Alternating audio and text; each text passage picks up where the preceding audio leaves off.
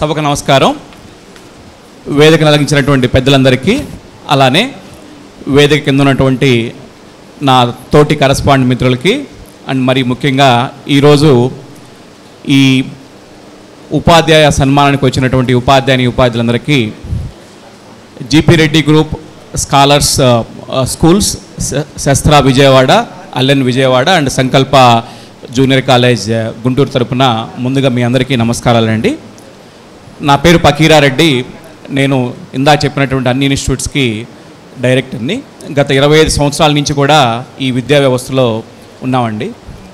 ఈ విద్యా వ్యవస్థలో ఇక్కడ ఉన్నటువంటి చాలామంది అధ్యాపకులు కానివ్వండి, లేకపోతే కరస్పాండెంట్స్ కానివ్వండి, 20, 25, 30, 35 సంవత్సరాల నుంచి ఉన్నటువంటి సీనియర్సే.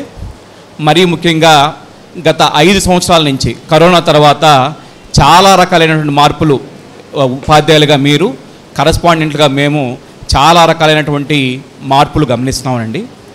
నేను ఈ సందర్భంగా అధ్యాపకులందరికీ చెప్పదలుచుంది ఒకటే ఒక మాట అండి. ఎందుకంటే మేము అటు నర్సరీ నుంచి ఆల్మోస్ట్ డిగ్రీ వరకు డిఫరెంట్ ఏజ్ గ్రూప్ పిల్లలకి విద్యను అందిస్తున్నాం. కాబట్టి నేను గమనించినటువంటి 2 మాటలు మరీ ముఖ్యంగా మన ఉపాధ్యాయులు మరీ ముఖ్యంగా పిల్లలకు బోధించాల్సింది, ఇవాళ చదువు కంటే కూడా ప్రధానంగా వాళ్ళకి నేర్పవలసింది కేవలం ఒక మంచి నడవడికను అలవాటు చేయడానికి కావలసినటువంటి ఆ టైప్ ఆఫ్ విద్యాబోధన మాత్రమే బోధించాలండి.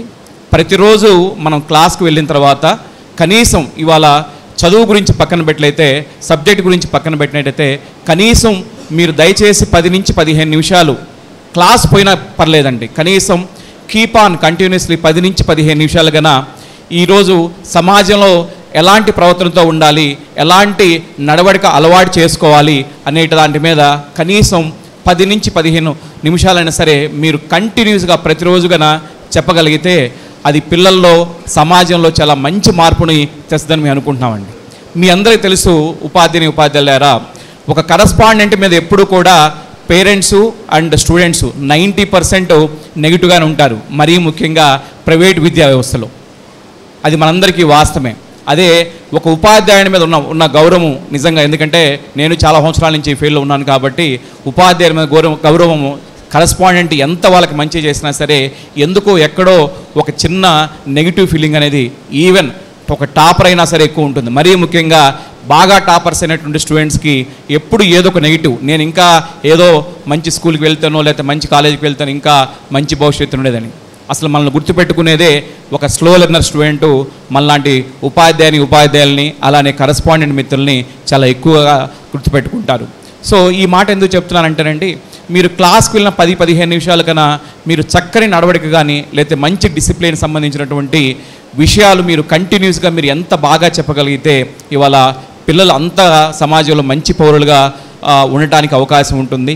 అలానే వాళ్ళకి చదువు కూడా ఆటోమేటిక్గా చదువు మీద ఇంట్రెస్ట్ కూడా క్రియేట్ కావడానికి అవకాశం ఉంటుందండి. సో ఈ సందర్భంగా ఇవాళ నేను రిక్వెస్ట్ చేసేటువంటి ఒక చిన్న విషయం, ఇక్కడ ఉన్నటువంటి అందరూ ఉపాధ్యాయులకు దయచేసి ప్రతిరోజు కూడా పాఠాన్ని పక్కన పెట్టైనా సరే 5 నుంచి 10 నిమిషాలు సమాజం గురించి చెప్పండి, విద్య యొక్క విలువ గురించి చెప్పండి, మంచి మాటలు చెప్పండి, మంచి నడవడికతో ఎలా ఉండాలి అనేటువంటి విషయాలు కనుక మీరు కనుక చెప్పగలిగితే డెఫినెట్గా మీరందరూ కూడా భావి భారత పౌరుల్ని 100% మీరు చాలా ఉత్తమంగా తీర్చిదిద్దేటువంటి అవకాశాలు ఎక్కువగా ఉంటాయి.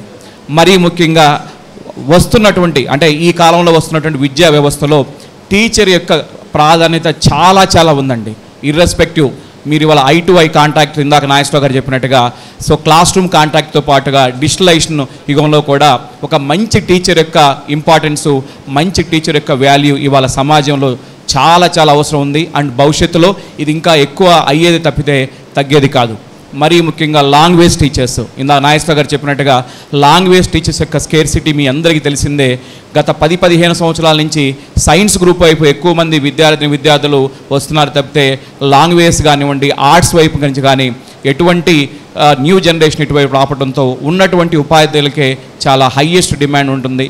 సో కాబట్టి మీ అందరూ కూడా ఉన్నటువంటి వాళ్ళందరూ కూడా చాలా నిష్ణాతులే సబ్జెక్ట్లో, ఇంకా ఎక్కువ మీ సబ్జెక్ట్ స్కిల్స్ని కన్నా ఇవాళ మీరు కన్నా పెంపొందించినట్లయితే education system has been diversified. in a different ways. Either it may be offline or online or whatever the name it may be. ఇది ఎటువంటి రూపమైన ఉండొచ్చు, ఇది రూపాంతరం చెందుతుంది. మీలో ఉన్నటువంటి స్కిల్ని బట్టి ఇవాళ అనేది మన ఒక ఉపాధ్యాయుడికి విలువ అనేది ఇన్ టర్మ్స్ ఆఫ్ మానిటరీ కాకుండా ఇన్ టర్మ్స్ ఆఫ్ రెస్పెక్ట్ విషయంలో కూడా మనం బాగా ఇచ్చేటువంటి సబ్జెక్ట్ని బట్టే మన విద్యార్థుల దగ్గర కానివ్వండి, లేకపోతే స్కూల్ దగ్గర కానీ మన విలువ అనేది పెరుగుతుంది. నా రిక్వెస్ట్ అందరికీ కూడా దయచేసి సబ్జెక్ట్ని ఇంప్రూవ్ చేసుకోండి. ఇవాళ బాగా సబ్జెక్ట్ ఇంప్రూవ్ చేసుకున్నటువంటి ఉపాధ్యాయులకు ఉన్నటువంటి డిమాండు నేను ప్రత్యేకంగా చెప్పక్కర్లేదు. గత 10-15 సంవత్సరాల్లోనే మంచి సబ్జెక్ట్ బోధించేటువంటి ఉపాధ్యాయులకు ఉన్నటువంటి విలువ కొన్ని రెట్లలో పెరిగింది. సో ఈ సందర్భంగా అందరూ ఉపాధ్యాయులకి మీరు ఎంతగా మీ సబ్జెక్ట్ని ఇంప్రూవ్ చేసుకోగలరో, మీరు ఎంతగా మీరు క్లాస్ రూమ్ కంట్రోల్ చేయగలరో అంతగా మీకు మంచి భవిష్యత్తు ఉంటుంది. ఎందుకంటే ఇవాళ ప్రైవేటు విద్యా వ్యవస్థలో మీకు తెలిసిందే, కరస్పాండ్ మిత్రులందరం కూడా చాలా వ్యయప్రయాసాలు కోర్చి చాలా రకాలైన ఇబ్బందులు మేము ఎదుర్కొంటూ కూడా ఇవాళ ఒక ఇన్స్టిట్యూట్ అనేది పర్ఫెక్ట్గా రన్ చేయటం అనేది, ఇంతమందిని మేనేజ్ చేసి ఇన్ని సమస్యల మధ్య ఒక ఇన్స్టిట్యూట్ని మేనేజ్ చేయటం it is not a joke అండి. ఎందుకంటే డిఫరెంట్ విద్యా వ్యవస్థలో మేము ఉన్నాము. సో ఒక ఇన్స్టిట్యూట్ని రన్ చేయటం అనేది చాలా చాలా కష్టము. మరీ ముఖ్యంగా ఇక్కడ ఉన్నటువంటి ఈ అబుస్మా కానివ్వండి, రిమైనింగ్ ఆర్గనైజేషన్లో పెద్దలు తులసి విష్ణుప్రసాద్ కానివ్వండి, మరికొంతమంది పెద్దలు, ఈవెన్ గవర్నమెంట్ విద్యా వ్యవస్థలో ఉన్నటువంటి డిఓ కానీ డిప్యూటీ డిఓ కానీ, మేమందరూ కూడా ఒక స్కూల్ ఆర్ కాలేజీని విద్యా వ్యవస్థని పర్ఫెక్ట్గా మెయింటైన్ చేయటం, లేదా సమస్యలను ఎప్పటికప్పుడు పరిష్కరించుంటూ అటు పిల్లలకి అటు ఉపాధ్యాయులకి ఒక మంచి భవిష్యత్తుని, అంటే ఉపాధ్యాయులకి ఒక ఆర్థికపరమైనటువంటి, ముఖ్యంగా ప్రైవేటు విద్యా వ్యవస్థలో ఒక ఆర్థికపరమైనటువంటి భద్రత కల్పిస్తూ, అలానే విద్యార్థులకు ప్రైవేటు విద్యా వ్యవస్థలో ఒక మంచి చదువును అందించడం అనేది ఇవాళ కరస్పాండెంట్ మిత్రులందరికీ కూడా ముఖ్యంగా ప్రైవేటు విద్యా వ్యవస్థలో ఇది చాలా కత్తి మీద సామండి. ప్రతిరోజు కూడా ఇది చాలా ఇబ్బందికరమైన పరిస్థితిని, ముఖ్యంగా ట్రాన్స్పోర్టేషన్ ఏమైంది, లేకపోతే అదర్ ఫెసిలిటీ విషయం ఉంది. సో ఇన్ని ఒత్తిడిలో కూడా ఇవాళ ప్రతి కరస్పాండెంట్ మిత్రుడు కూడా ద బెస్ట్, ఐదర్ టీచర్స్ కానివ్వండి, స్టూడెంట్స్ కానీ ద బెస్ట్ ఇవ్వడానికే ప్రయత్నిస్తున్నామండి.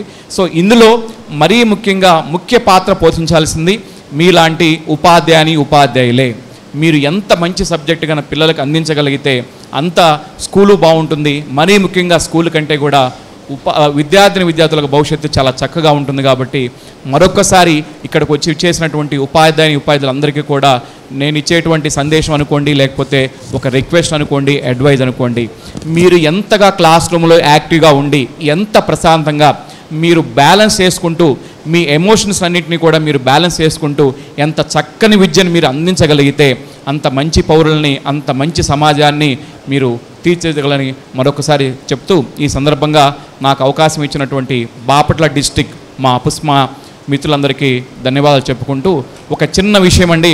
అంటే ఇవాళ ప్రైవేటు విద్యా వ్యవస్థలో చాలా వరకు విలువలు పోతున్నాయి. అలానే ప్రైవేటు విద్యా వ్యవస్థలో మంచి వాల్యూ ఎడ్యుకేషన్ అనేది ఉండకపోవడం అనేది మీ అందరికీ చాలా వరకు తెలిసిందే, ముఖ్యంగా కార్పొరేట్ విద్యా వ్యవస్థలో.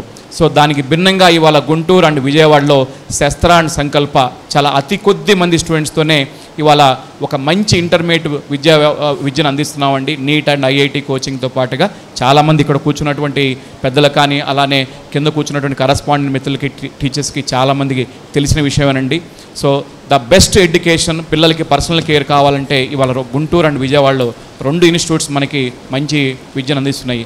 ఆ అవకాశాన్ని మన దగ్గర ఉన్నటువంటి స్టూడెంట్స్, అంటే మీ స్కూల్స్ చదివేటువంటి స్టూడెంట్స్ చక్కగా ఉపయోగించుకోవడానికి కోరుకుంటూ ఈ అవకాశం ఇచ్చినటువంటి పెద్దలకి మరొకసారి ధన్యవాదాలు తెలుపుకుంటూ సెలవు తీసుకుంటున్నానండి. Thank you very much.